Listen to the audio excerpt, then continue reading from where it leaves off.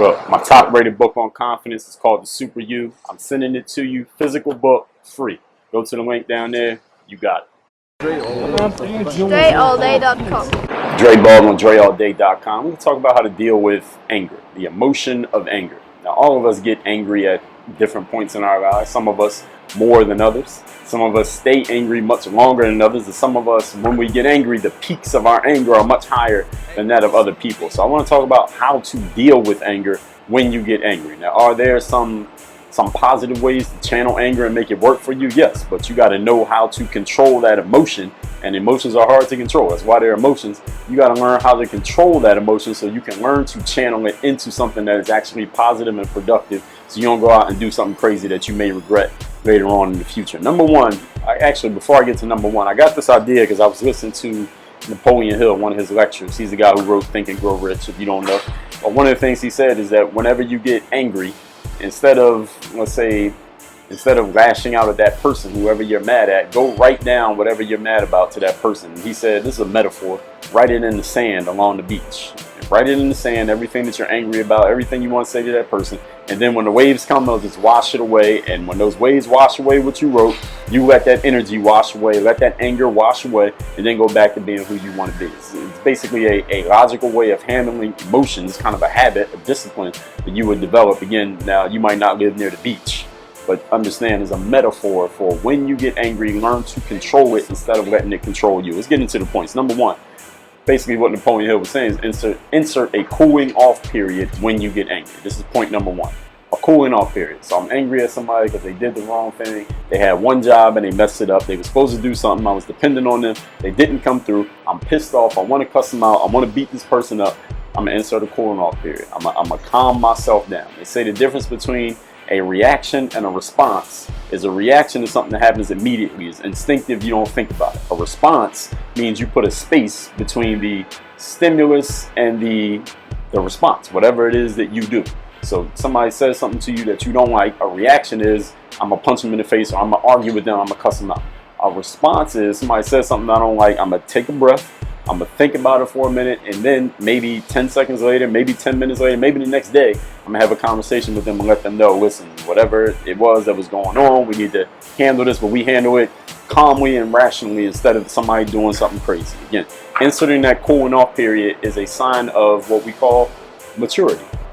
Maturity means you can handle situations that you used to react to, but now you're responding to it. The more things that you can change from being a reactive to responsive, the more mature you are becoming. If you look at your own life, you can see this. Number two, if you're going to be angry, and we all get angry at times, be angry alone.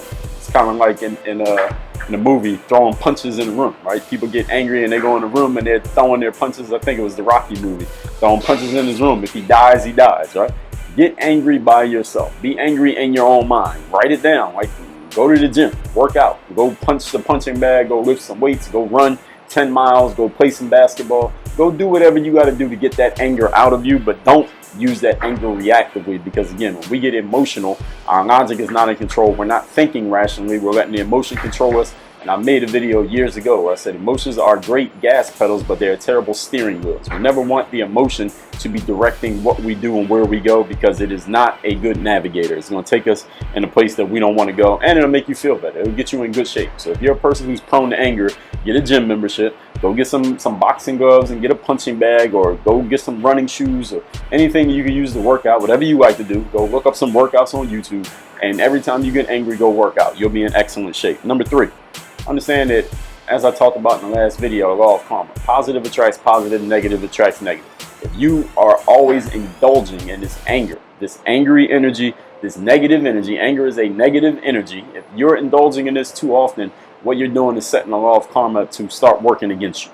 It's going to feel good to let the anger out, but that anger has got to come back to you, right? That energy that you're putting out, eventually it has to come back to you. So you need to start keeping that in mind. And even though I know you won't always be able to think logically when an emotion is taking grip of you, the more mature you become, the better you'll be able to insert that logical thinking period in between the stimulus and your reaction and emotion, and understand that that energy is going to come back to you, whether you say you can't control it, whether it's somebody else's fault. It doesn't matter. If you put out negative energy, you will get negative back, regardless of who caused it, why they did it, why you did it. It's coming back to you. So keep that law of karma in mind, because it never makes a mistake. Number 4, doing something when you're angry could completely ruin a situation or relationship for you that you will never be able to get back.